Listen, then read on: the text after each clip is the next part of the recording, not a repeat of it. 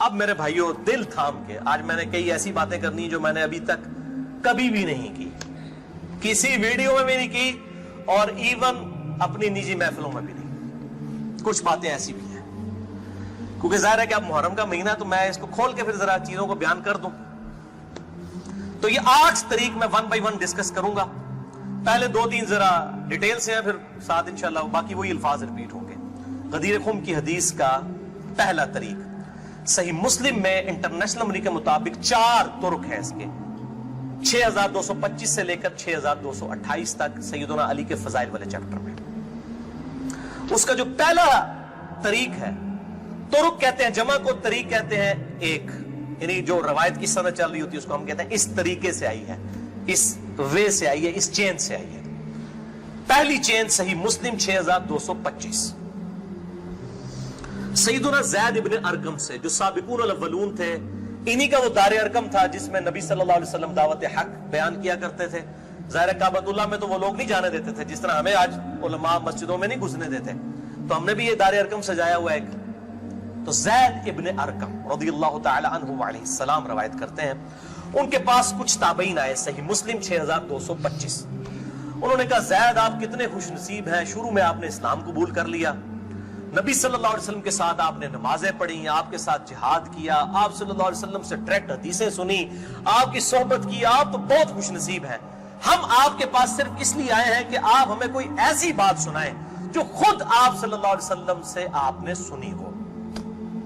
تو زید ابن ارقم نے کہا کہ میں بہت بوڑھا ہو چکا ہوں, ساری باتیں تو مجھے یاد نہیں ہیں, اس لیے میری معذرت قبول کرو. البتہ ایک کریٹیکل بات مجھے یاد ہے کہ آپ صلی اللہ علیہ وسلم جب حجۃ الوداع سے واپس آ رہے تھے اپنی وفات سے تقریباً 3 مہینے پہلے, تو مکے اور مدینے کے درمیان ایک خم نامی جگہ تھی, پانی کے لیے پڑاؤ کیا غدیر خم پہ, اور یہ بات ہے 18 ذوالحجہ 10 ہجری کی, اور 11 ہجری میں آپ صلی اللہ علیہ وسلم کی وفات ہو گئی ربیع الاول میں. تاریخ کنفرم نہیں لیکن دن سوموار تھا, صحیح بخاری میں آتا ہے.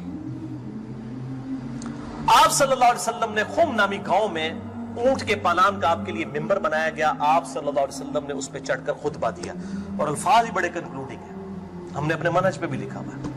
اے لوگوں آگاہ ہو جاؤ, میں بھی ایک انسان ہوں, قریب ہے کہ اللہ کا قاصد یعنی موت کا فرشتہ میرے پاس آئے اور میں اس کی دعوت قبول کر لوں. لوگوں آگاہ ہو جاؤ, میں اپنے بعد تم میں 2 بھاری چیزیں چھوڑ کر جا رہا ہوں. یہ ہے حدیث ثقلین. ان میں سے پہلی چیز اللہ کی کتاب ہے, اس میں ہدایت ہے, اس میں نور ہے. تم اللہ کی کتاب کو پکڑو, اپنا تعلق اس کتاب کے ساتھ مضبوط کرو. اللہ کی کتاب اللہ کی رسی ہے, جو اس کو پکڑے گا ہدایت پر ہوگا, جو چھوڑ دے گا گمراہ ہو جائے گا. پھر زید ابن ارقم کہتے ہیں آپ صلی اللہ علیہ وسلم ترغیب دلاتے رہے, اللہ کی کتاب, اللہ کی کتاب, اللہ کی کتاب, لیکن امت نے چھوڑ دی کتاب. اور پھر آپ صلی اللہ علیہ وسلم نے فرمایا دوسری بھاری چیز میرے اہل بیت ہیں, میں اپنے اہل بیت کے معاملے میں تمہیں اللہ سے ڈراتا ہوں, میں اپنے اہل بیت کے معاملے میں تمہیں اللہ سے ڈراتا ہوں, میں اپنے اہل بیت کے معاملے میں تمہیں اللہ کا خوف دلاتا ہوں. اچھا, اب ظاہر ہے اس زمانے میں بھی لوگ موجود تھے, لوگوں کے کان کھڑے ہو گئے. حضرت معاویہ بن ابی سفیان رضی اللہ تعالیٰ عنہ کا دور تھا. تابعین نے سیدھا سوال ہی عجیب و غریب کر دیا. انہوں نے کہا زید یہ حضور کی بیویاں اہل بیت نہیں ہے؟ دیکھو, بجائے پوچھنے کے سینئر صحابی سے پوچھتے کہ اہل بیت کون ہے, ان کو فوراً پتا چل گیا کام کی طرح ہو ہی جا رہا ہے. یہ حضور کی بیویاں اہل بیت نہیں ہے؟ زید ابن ارقم نے کہا کہ بیویاں اہل بیت ہیں, لیکن یہاں پر وہ مراد نہیں ہے. یہاں پر تو نبی صلی اللہ علیہ وسلم کے خاندان کے لوگ مراد ہیں, آل علی, آل عقیل, آل عباس, آل جعفر, وہ لوگ مراد ہیں اہل بیت. حضور کی بیویاں یہاں مراد نہیں ہیں, جن پر قیامت تک کے لیے صدقہ حرام ہے. یہ زید ابن ارقم نے کہا. اے تھوڑا کوڑا سیجے طریق, اگلا بڑا سخت جے. میں ڈر رہا ہوں یہ بیان کرتے ہوئے, لیکن اس میں نے پمفلٹ میں لکھ دیا ہوا ہے, لیکن وہ لوگ پڑھ کے گزر کے ہوں گے. لیکن میں اب آپ کو توجہ دلاؤں گا. صحیح مسلم 6228 نمبر طریق, اس میں پتہ کیا الفاظ ہیں؟ اس حدیث کے اینڈ پہ تابعین پوچھتے ہیں کہ کیا نبی کی بیویاں اہل بیت نہیں ہیں؟ تو زید ابن ارقم کہتے ہیں اللہ کی قسم نہیں، اللہ کی قسم نہیں۔ عورت تو کتنا عرصہ کسی مرد کے ساتھ گزارتی ہے، بعد میں اس کا مرد اسے طلاق دے دیتا ہے، وہ اپنے میکے واپس آ جاتی ہے، تو عورت کیسے اہل بیت ہو سکتی ہے؟ ایسا ہی مسلم پڑھ رہے جے بھائی، اے اصول کافی نہیں پڑھ رہا مولویو، صحیح مسلم 6228، وہ کہتے ہیں بیوی کو طلاق ہوئی اپنے گھر چلی گئی، وہ کہاں سے اہل بیت ہو گئی؟ یہاں تو نبی صلی اللہ علیہ وسلم کے خاندان والے مراد ہیں جن پر قیامت تک کے لیے صدقہ حرام ہے۔ زید ابن ارقم کو ریال نہیں ملتے تھے، نہ سعودیہ سے نہ ایران سے، وہ تو صحابی تھے نا رضی اللہ تعالیٰ عنہ، حق بیان کیا انہوں نے۔ اچھا یہ نہ سمجھیں یہ کہہ دیں گے زید ابن ارقم کا اجتہاد ہے، اے بھائی اجتہاد نہیں ہے، سن لو۔ ایک معنوں میں اہل بیت بیویاں ہیں سورۃ الاحزاب آیت نمبر 33 کے تحت، لیکن یہ جس اہل بیت کے بارے میں اللہ سے ڈراتا ہوں ان کے ساتھ اس نے سلوک کرنا، یہ وہی لوگ تو ذبح ہوئے ہیں، آل عقیل ذبح ہوئے، آل جعفر ذبح ہوئے، آل عباس جعفر ہوئے، آل علی ذبح ہوئے، انہی کی اولادیں ذبح ہوئی ہیں نا۔ یہ 72 جو ہم شہدائے کربلا کہتے ہیں انہی کے بارے میں ڈرایا تھا، جن کے بارے میں غیبی خبر دی گئی تھی کہ ان کے ساتھ امت برا سلوک کرے گی۔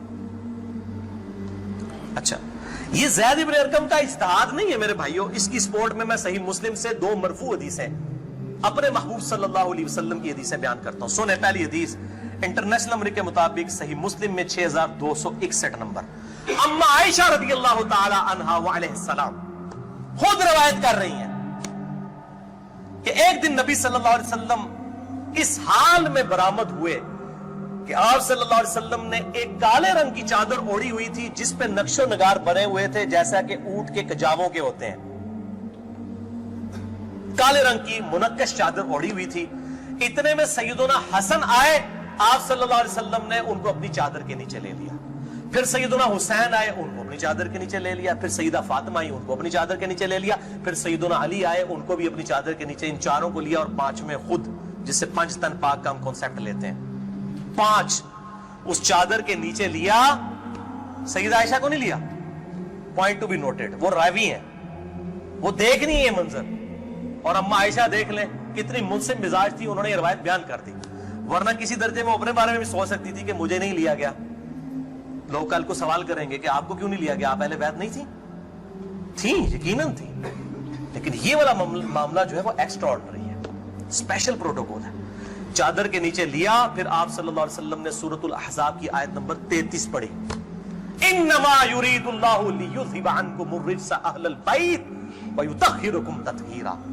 اے نبی کے گھر والوں، اللہ تو صرف یہی چاہتا ہے کہ ہر طرح کی ناپاکی تم سے دور کر دے اور تمہیں خوب صاف ستھرا کر دے۔ راویہ اما عائشہ ہے، خود چادر کے نیچے نہیں ہے، علی، حسن، حسین اور سیدنا علی ہے، سیدہ فاطمہ ہے، اور نبی صلی اللہ علیہ وسلم 5ویں خود۔ تو زید ابن ارقم نے کوئی غلط بات نہیں کی ہے، ان کو یہ حدیثیں پتہ تھیں۔ اور دوسری حدیث صحیح مسلم سے ہی انٹرنیشنل نمبر کے مطابق 6220 نمبر، یہ بڑی لمبی حدیث ہے، میرا ٹاپک کسی دوسری طرف چلا جائے گا اور کچھ بڑھ جانا ہے، چونکہ میں اس کو لکھ چکا ہوں 150 روایتوں والے 72 والے احادیث والے، لہذا میں اس کا ایک پورشن بیان کرنے لگا ہوں، باقی جسے شوق ہو تو وہ پڑھ لے، اس کے اندر میں نے لکھا ہے اس کا پورا طریقہ، ورنہ معاملہ کہیں سے اور ہی نکل جانا ہے، پھر سب و شتم والا ایشو ڈسکس ہو جانا ہے، حضرت معاویہ کے دور میں جو سیدنا علی کے پر لعنت ہوتی تھی، وہ والا ٹاپک اس میں ڈسکس ہو جانا ہے، اس لیے میں اس حدیث کا آخری جز بیان کر رہا ہوں کہ سیدنا سعد ابن ابی وقاص رضی اللہ تعالیٰ عنہ کہتے ہیں کہ جب آیت مباہلہ نازل ہوئی نجران کے عیسائیوں کے ساتھ، نبی صلی اللہ علیہ وسلم کی 1-to-1 ڈیبیٹ ہوئی، اینڈ پہ ہوا کہ ٹھیک ہے مباہلہ کرتے ہیں، کون حق ہے کون باطل ہے۔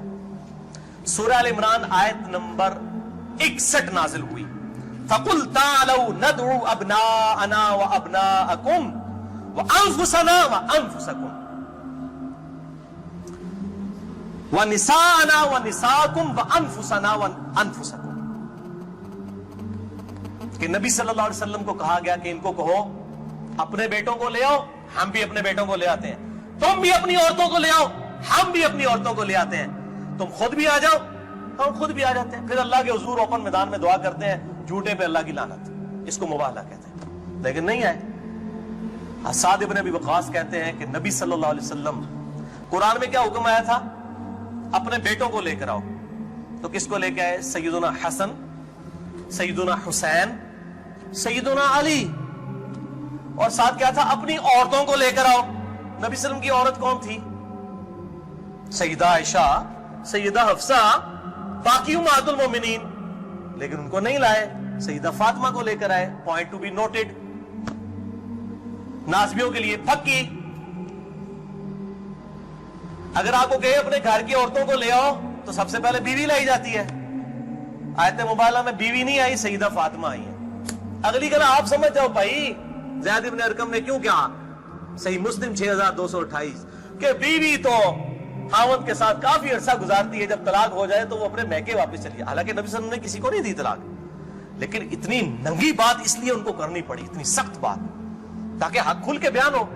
اور نبی صلی اللہ علیہ وسلم نے بھی آپ دیکھ لیں قرآن میں حکم تھا عورتوں کو لے کر آؤ، بیویاں نہیں لے کے آئے، سیدہ فاطمہ کو ساتھ لے کے آئے۔ یہاں سے بھی پاکستان پاک والا کانسیپٹ، یہ پاک والا وہ معصومیت والا عقیدے کی میں بات نہیں کر رہا، اہل سنت کا جو عقیدہ ہے، منہج ہے، اس کی بات کر رہا ہوں۔ لہٰذا سیدنا زید ابن ارقم رضی اللہ تعالیٰ عنہ کی تشریح بالکل درست ہے۔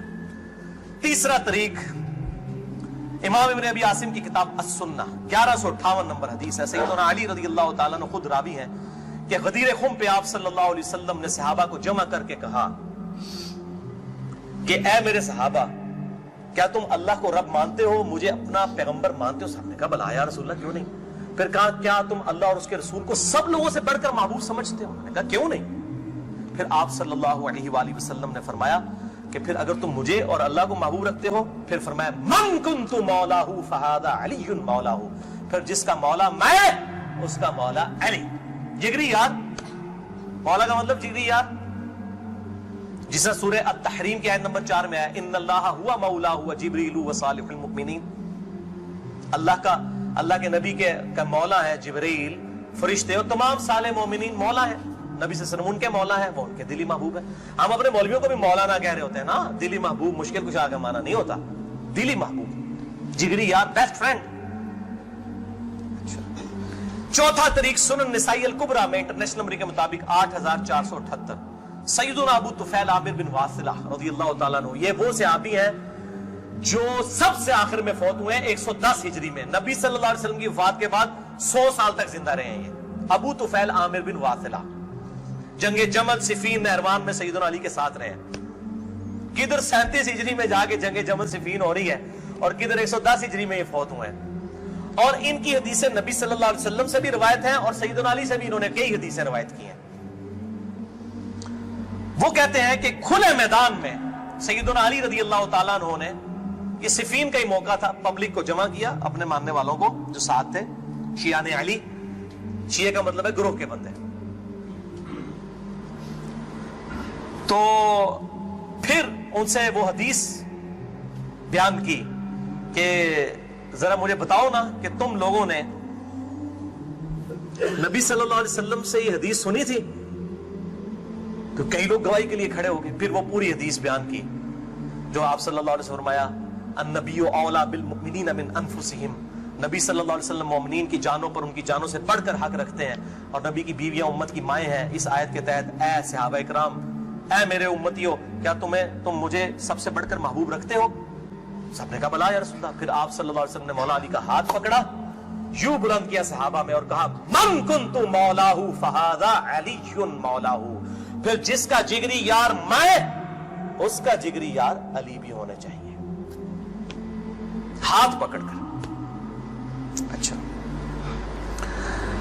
ابو طفیل عامر بن واصلہ کہتے ہیں یہ حدیث جب میں نے سیدنا علی سے سنی تو میں ہل گیا، میرے دل میں قلق تھا کہ نبی صلی اللہ علیہ وسلم نے اتنی بڑی بات کی حضرت علی کے بارے میں، اور صحابہ اکرام نے رضوان نے گواہی دی۔ اس میں آگے الفاظ یہ موجود ہیں کہ اس میں ہی الفاظ موجود ہے کہ آپ صلی اللہ علیہ وسلم نے اسی حالت میں کہا اے اللہ، جو علی سے محبت رکھے اس سے محبت رکھ، جو علی سے دشمنی رکھے اس سے تو بھی دشمنی رکھ۔ یہ بہت بڑی بات ہے۔ ابو طفیل کہتے ہیں میں نے کہا یہ حدیث، میں کہتے ہیں باہر نکلا، میں نے کہا سب سے سینئر صحابی شروع کے مسلمان ہیں زید ابن ارقم، وہ پہلے تیار بیٹھے سن زید ابن ارقم, وہ تمہیں بھولے گا نہیں زید بن ارقم کون ہے, تے تو جماعت اسلامی دے سکول بھی نہیں دار ارقم بولن گے, تو دار ارقم انہی کے نام پہ رکھے ہوئے ہیں, کیونکہ دار ارقم سب سے پہلا گھر تھا جہاں نبی صلی اللہ علیہ وسلم دعوت توحید کیا کرتے تھے. زید ابن ارقم کے پاس گئے, ان کا زید آپ تو سابقون اور اولون میں سے ہیں, مجھے بتایا حضرت علی نے یہ حدیث بیان کی ہے اور اتنے لوگوں نے گواہی دی ہے, انہوں نے کہا تو کیا بات کرتا ہے, میں نے تو خود نبی صلی اللہ علیہ وسلم سے یہ حدیث سنی ہوئی ہے, من کنت مولاہ فہذا علی مولاہ, اور اے اللہ اس سے محبت رکھ جو علی سے محبت رکھے, اس سے دشمنی رکھ جو علی سے دشمنی رکھے. یہ وہ حصہ ہے جس کا ابن تیمیہ نے انکار کیا منہاج السنہ میں. پھر شیخ البانی نے پھر صفوں کے صفحے کالے کیے ہیں کہ ابن تیمیہ میں جلد بازی کی عادت تھی اور مبالغہ آرائی تھی. سلسلہ احادیث صحیحہ 2223 نمبر حدیث کے کانٹیکسٹ میں شیخ البانی نے سخت گرفت کی ہے. اچھا, پانچواں طریق صحیح مسلم میں 3713 ہے, جامعہ ترمذی میں 3713. پانچواں طریق من کنت مولاہ فہذا علی مولاہ, زید ابن ارقم سے جابر بن عبداللہ سے رضی اللہ تعالی عنہما. چھٹا طریق مسند احمد میں ہے انٹرنیشنل نمبر کے مطابق 19321 جلد 4 صفحہ 370 پر, کہ سیدنا علی نے جب پوچھا گواہی دو گے اس حدیث کی غدیر خم کی, تو 30 صحابہ وہاں پر کھڑے ہوئے, اور باقی پوری حدیث وہی ہے سنن نسائی الکبریٰ والی, کہ اے اللہ اس سے محبت رکھ جو علی سے محبت رکھے, اس سے دشمنی رکھ جو علی سے دشمنی رکھے. تو ہمیں تو بڑا فخر ہے, ہم تو علی سے نہ صرف محبت رکھتے ہیں, علی کے دشمنوں کو للکار رہے ہیں, الحمدللہ. تو اللہ تعالیٰ اسی عمل کے سبب, اس عمل کا وسیلہ اللہ کے حضور پیش کرتے ہیں کہ اللہ تعالیٰ ہمیں محبوب رکھے, آمین. بھائی یہ غدیر خم پہ آپ صلی اللہ علیہ وسلم نے خطبہ کیوں دیا, اس کی میں نے حکمت کئی لیکچرز میں بیان کی, یہاں پہ بھی بیان کر دوں. یہ آپ خطبہ حجۃ الوداع پہ بھی دے سکتے تھے, وہ روایتیں ضعیف ہیں. غدیر خم اس موقع پر پہنچ کر سب لوگ عرب کے جا چکے تھے سوائے اہل شام کے اور اہل مدینہ کے, اور اہل شام صفین میں سیدنا علی کے خلاف کھڑے ہوئے, اور اہل مدینہ میں جو کچھ لوگ تھے انہوں نے اہل مدینہ کے ساتھ زیادتی کی, کچھ ان کے ساتھ زیادتیاں ہوئیں. اہل مدینہ اور اہل شام کو اصل میں ڈرایا گیا, کیونکہ واقعہ حرہ میں اہل مدینہ کے ساتھ ظلم کیا یزید نے, اور صفین میں جو ہے وہ حضرت معاویہ جو فوج لے گئے وہ شامیوں کی تھی. اس لیے نبی صلی اللہ علیہ وسلم نے حضرت علی کے بارے میں یہ کریٹیکل حدیث وہاں پر بیان کی, تاکہ شامیوں کو اور اہل مدینہ کو ڈر سنا دیا جائے. یہ اس کی ٹیکنیکل ریزن تھی, یہ کوئی خلافت والا معاملہ نہیں تھا.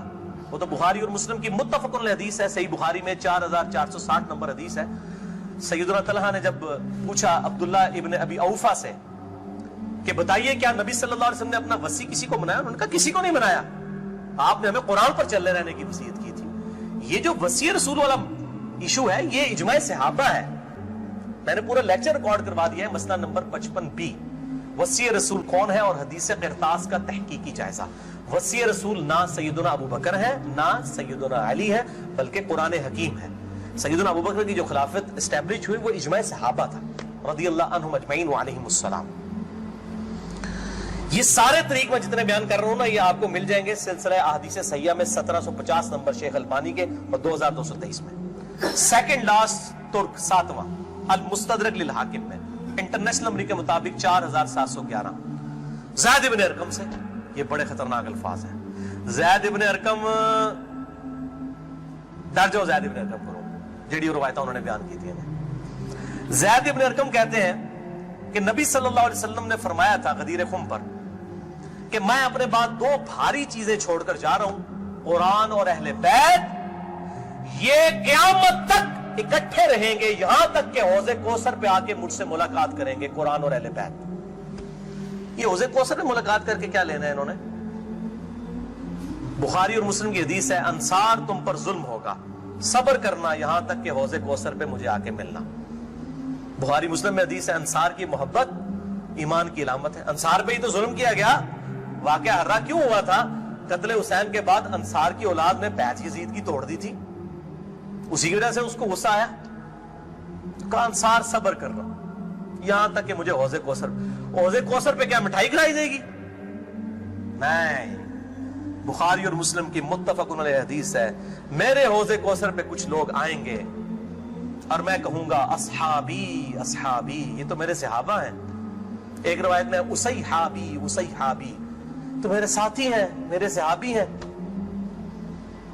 یہ کیا کرتے ہیں, جس طریق میں آتا ہے نا امتی امتی, وہ نکال کے تو بریلوی دو بندیوں کے اوپر لگانا شروع کر دیتے ہیں.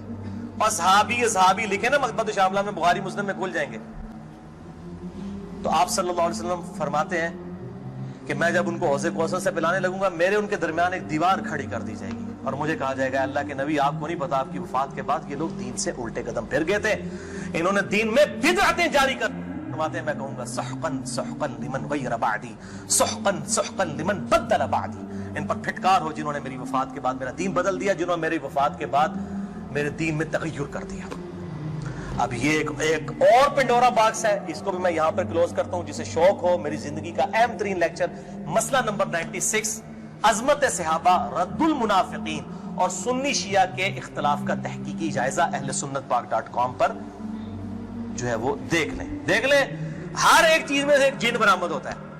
8واں طریق اس سے ریلیٹڈ ہے، غدیر خم کا تو نہیں لیکن ریلیٹڈ ہے، اس لیے میں نے اس کو بیان کرنا ضروری سمجھا. المستدرک للحاکم میں انٹرنیشنل نمبر کے مطابق 4628. اس جتنی میں حدیثیں بیان کر رہا ہوں، شیخ البانی، شیخ زبیر علی زئی، امام ذہبی، امام حاکم رحمہم اللہ اجمعین تمام نے ان کی تصحیح کی ہوئی ہے. میں کو کار بیگ نہیں، میں عالم زئی حدیثاں بیان کر رہا ہوں نا، جو قواعد اللہ سنابلی کرتا ہے تے پائی جی 10 گھنٹے نہ مکن حدیثاں، میں صرف صحیح حدیثیں بیان کر رہا ہوں جن کے اوپر اتفاق ہے سب کا. یہ حدیث بھی بڑی اہم حدیث ہے. ابو ذر غفاری کا غلام تھا ایک ابو ثابت، وہ کہتے ہیں میں جنگ جمل کے بعد حضرت ام سلمہ ہماری جو ماں ہے جو آخر میں فوت ہوئی واقعہ کربلا کے بعد بھی، ام سلمہ ام المؤمنین رضی اللہ تعالی عنہا و علیہ السلام، کہتے ہیں میں ان کو ملنے گیا. اماں نے پوچھا، اماں ام سلمہ ہوتے اگر میں لیکچر دیا نا بنو امیہ کے خلاف جتنی حدیثیں ہیں نا، جتنی حدیثیں ممبروں پہ لعنت کرنے والے کے خلاف، سیدنا علی کو گالیاں دینے والوں کے پر عتاب، سب کی سب ام سلمہ سے ہیں. ام سلمہ پہ اگر ایک میں پورا لیکچر دے سکتا ہوں کہ انہوں نے جو بنو امیہ کے خلاف حدیثیں روایت کی ہیں، ام سلمہ نے، نبی صلی اللہ علیہ وسلم کی بیوی. یہ کوئی بریلوی دیوبندی اہل حدیث شیعہ نہیں تھی بھائی، نبی صلی اللہ علیہ وسلم کی بیوی تھی. یہاں پر بھی ام سلمہ کو وہ تابعی کہتا ہے میں تو جمل سے آیا ہوں. تو انہوں نے پوچھا کہ بتائیے جنگ جمل میں کیا حال ہوا. ان کا اماں میں جنگ جمل میں جو ہے وہ سیدنا علی کا ساتھی تھا. اچھا، کہتے ہیں لیکن صبح کے وقت جب میں نے اپنے مخالف لشکر میں سیدہ عائشہ کو دیکھا تو میرا دل ڈولنے لگ پڑا کہ یہ ٹھیک ہے یہ وہ. حالانکہ وہ تو کتنی حدیثیں ہیں کہ میری ایک بیوی پہ خوف کے کتے بھونکیں گے. حدیث خوف پہ پورا باب شیخ البانی نے باندھ دیے، میں نے 72 حدیثوں میں نقل کیا. سیدہ عائشہ پہ کتے بھونکے، اس کے بعد پوری زندگی روتی تھی. وہ تو ابن زبیر ان کو آگے لے گئے، اس کے بعد سیدنا علی نے ان کو معاف بھی کیا. اور ایک الگ سے ایک ٹاپک ہے، مسئلہ 101 میرا دیکھ لیں. بہرحال سیدہ عائشہ رضی اللہ تعالیٰ عنہ کو دیکھا دل ڈگمگا گیا. کہتے ہیں پھر میں نے جب ظہر کی نماز پڑھی تو اللہ نے میرے دل کو مضبوط کر دیا کہ نہیں علی حق پر ہے. تو ہم نے جنگ کی اور ظاہر ہے وہ تو کلین سویپ ہوا، سیدنا علی جنگ جیت گئے. تو ام سلمہ نے پتہ کیا کہا؟ انہوں نے یہ نہیں کہا کہ یہ مشاجرات صحابہ مجھ سے کیوں ڈسکس کر رہے ہو، دو ہی ٹھیک نے. انہوں نے کہا ابو ثابت تو نے بڑا ہی اچھا کام کیا، میں حضور کی بیوی ہوں، میں نے خود نبی صلی اللہ علیہ وسلم سے یہ بات سنی تھی کہ قرآن اور علی یہ قیامت تک ساتھ رہیں گے یہاں تک کہ یہ مجھے حوض کوثر پہ آ کر ملے. اس سے مراد ہی کہ حضرت علی زندہ رہیں گے، مراد یہ ہے کہ علی کا جو سٹانس ہے اور قرآن یہ ساتھ ہے، تو علی اور قرآن ساتھ رہیں گے یہاں تک کہ حوض کوثر پہ آ کے مجھے ملے. اوتھے نازمیاں دی لگے گی پھینٹی، حوض کوثر سے تب ملن گے تو پھر یہی کچھ ہوئے گا نا. سحقن سحقن لمن غیر بعدی، وہاں پہ یہ ہوگا. اچھا، تو یہ الحمدللہ سارے طریق مکمل ہوئے.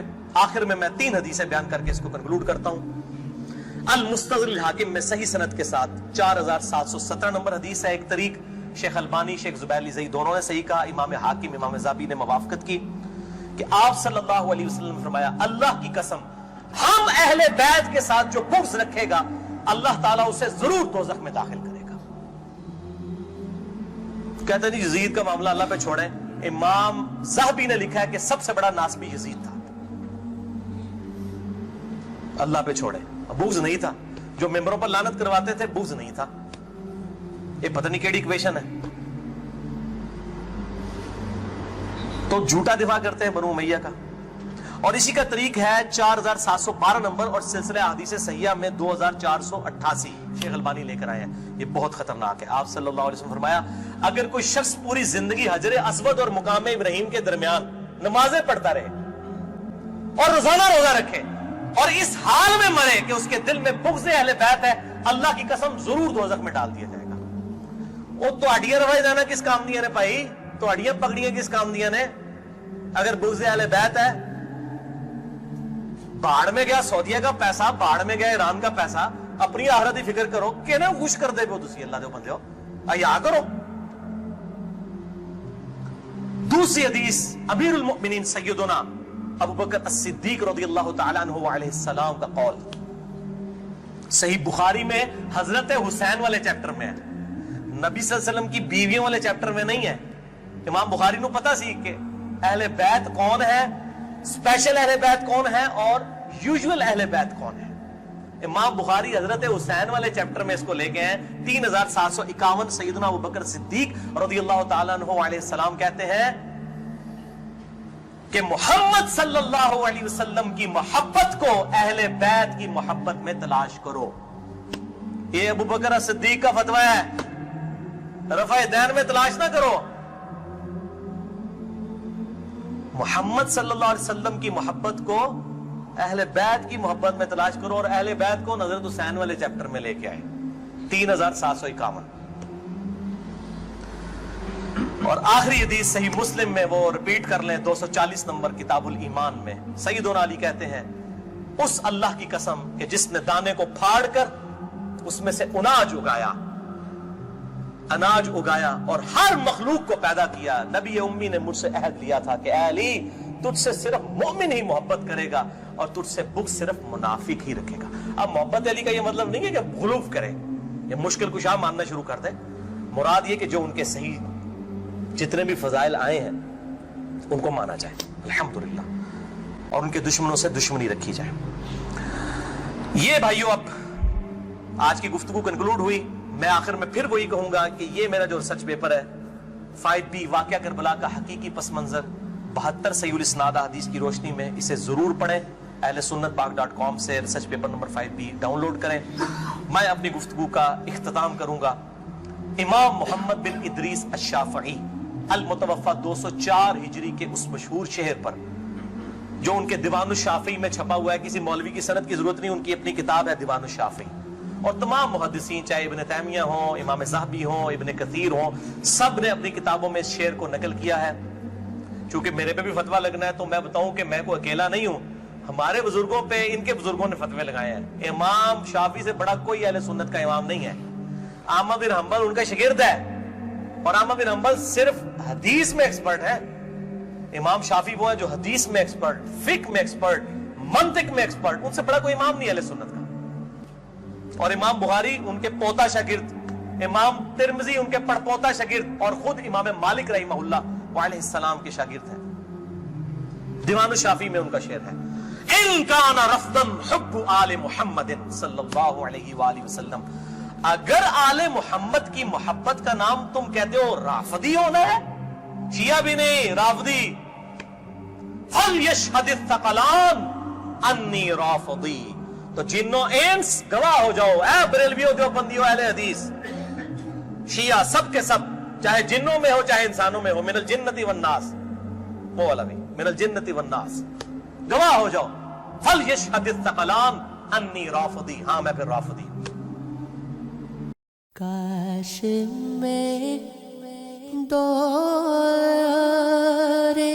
پیمبر اٹھایا جاتا,